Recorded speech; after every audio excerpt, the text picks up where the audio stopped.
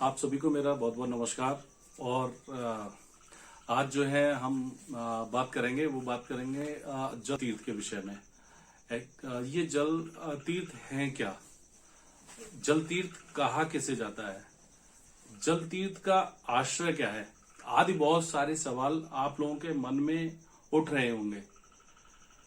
तो आप सभी के इन्हीं सवालों का जो प्रश्न जो आपके मन में उठ रहे हैं, उन्हीं के लिए मैं आपको आज का ये विषय जल तीर्थ आपके मध्य में अपने विचारों के माध्यम से रखने जा रहा हूं। जल तीर्थ हमारे वह सभी तीर्थ हैं, वह समस्त हमारे जलीय स्रोत हैं जिनके माध्यम से हमें या किसी भी जीव जंतु को जल की प्राप्ति होती है।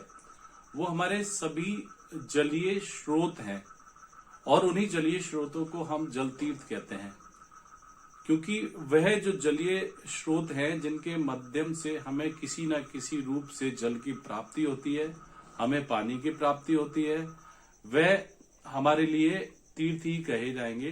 क्योंकि जिस तरह से आज जल का जो परिदृश्य बदला है और जिस तरह से आज भूमिगत जल का जो स्रोत है वह नीचे जा चुका है, और जिस तरह से आज हमारे यहाँ जो जलीय तीर्थ, यानी कि जैसे जलीय तीर्थ का मतलब है कि हमारे नदी, तालाब, कुएं, पोखर, बाव, बावड़ी आदि जो कि प्रमुख हमारे स्रोत हुआ करते थे जल संसाधन का, वह किसी न किसी रूप में आज या तो विलुप्त हो गए या फिर सूखने के कगार पर हैं, या फिर उनकी स्थिति बहुत दयनीय है। कभी जो सदा नीरा नदियां थीं, जो कि उनमें हमेशा जल बहता रहता था, उनके अंदर जलीय स्रोत थे जिसके फूटने से वो जल की आपूर्ति सदा नदियों में बनाए रखते थे। आज वह सदा नीरा नदियां भी सूखने के कगार पर हैं या फिर सूख चुकी हैं।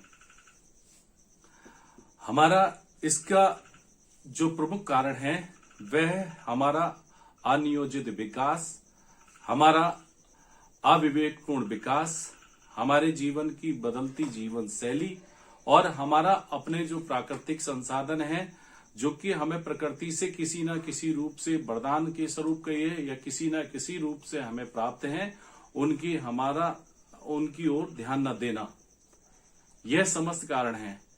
इसीलिए हमने इन्हें जल तीर्थ कहा है कि ये हमारे जलीय तीर्थ हैं, जो कि किसी न किसी स्थिति में आज भी जल को सहेजे हुए हैं या जल के संरक्षण का कार्य कर रहे हैं।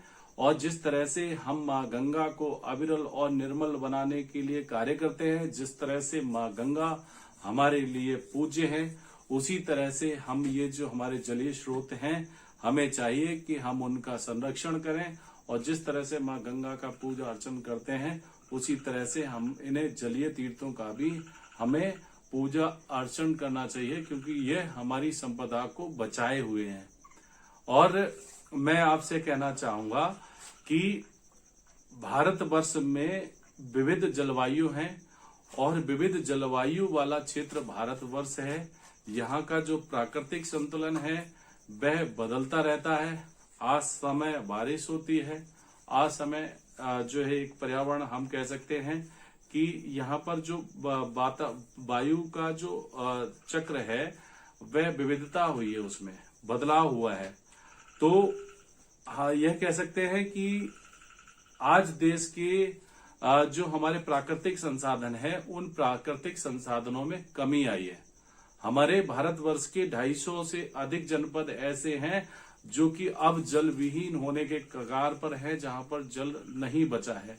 ऐसे समय में हमारे जो जलीय तीर्थ हैं, चाहे वे हमारी नदी हो, चाहे वे हमारे तालाब हो या पोखर हो या झील हो, उन सभी को संरक्षित करने की और संरक्षण प्रदान करने की और उन पर अपना वास्तविक रूप से ध्यान रखने की आवश्यकता है।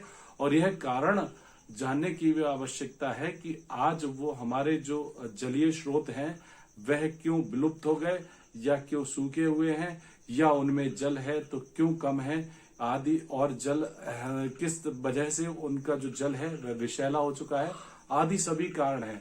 क्योंकि अगर हमारे ये जलीय स्रोत जीवित रहे तो इनमें हमारा जल संरक्षण रहेगा और यह हमारे ही नहीं बल्कि आने वाली जो हमारी नई जनरेशन है, हमारी नव जो पीढ़ी है, उसके लिए भी वरदान साबित होगी। तालाबों की श्रृंखला जो है हमारे भारतवर्ष में, वो अत्यधिक पानी बर्बाद होने से बचाती है और भूमिगत जल का भंडार भी बढ़ाती है। जहां पर भी आज जिस किसी भी ग्राम पंचायत में यदि तालाब जीवित है और संरक्षित हैं, यदि उनमें जल है, तो निश्चित ही उस जल ग्राम पंचायत का जो जलीय स्तर है वो अच्छा है। लेकिन जहां जहां जिन ग्राम पंचायतों में इनका जो है जलीय तालाब हमारे सूख गए हैं और उनमें जलीय जल नहीं बचा है, तो इसका अर्थ है कि वहां पर अब जलीय स्तर नीचे जा चुका है। हम यह कह सकते हैं कि आज आजादी के बाद की स्थिति का यदि आकलन करें तो देश के तालाबों की संख्या आजादी से पूर्व जहां पर 24 लाख के करीब थी, वही आज आजादी के बाद वही श्रृंखला घट करके 5 लाख के करीब हो गई है। हमारी संस्कृति में कुओं और तालाबों का महत्व नदियों जैसा ही रहा है। अनेक संस्कार इनके किनारे ही होते हैं। वह पानी की जरूरत के साथ साथ गांव की अर्थव्यवस्था का आधार भी हैं और उनके संरक्षण व सुरक्षा की परंपरा धीरे धीरे खत्म होती जा रही है। कृषि विभाग की 2017 की रिपोर्ट बताती है कि बुंदेलखंड में 4 दशक में लगभग 4,000 तालाब विलुप्त हो चुके हैं। तो नदियां और तालाब न सिर्फ मानव बल्कि हमारे जो स्थलीय प्राणी हैं, हमारे जलीय जंतु हैं और 1 लाख से अधिक प्रकार की जो जलीय वनस्पतियां हैं, उनके जीवन का आधार हैं। तो इस तरह से जो लाखों करोड़ों हमारे जो जलीय जीव हैं और जलीय जंतु हैं और हमारा पर्यावरण है, उसके बचाने का कार्य यही हमारे जल तीर्थ करते हैं। तो इन्हें हमने जो है जल तीर्थ की संज्ञा दी है और हमारा आप सभी से अनुरोध है कि आप सभी जो है जल संरक्षण की तरफ ध्यान दें। हमारे जल संरक्षण के कौन कौन से माध्यम हो सकते हैं, किन किन माध्यमों से हम जल का संरक्षण कर सकते हैं और हमारे जितने भी जलीय स्रोत हैं जो कि अब सूखने के कगार पर हैं या सूख चुके हैं या विलुप्त हैं, उन्हें हम फिर से पुनः किस तरह से हरा भरा कर सकें, किस तरह से उन्हें अविरल कर सकें और निर्मल कर सकें, इसके लिए हमें चिंता करनी है। और जो है इन्हीं शब्दों के साथ मैं आप सभी से विदा लेना चाहूंगा। आप सभी के मध्य अपने विचार जो है विराम करता हूं।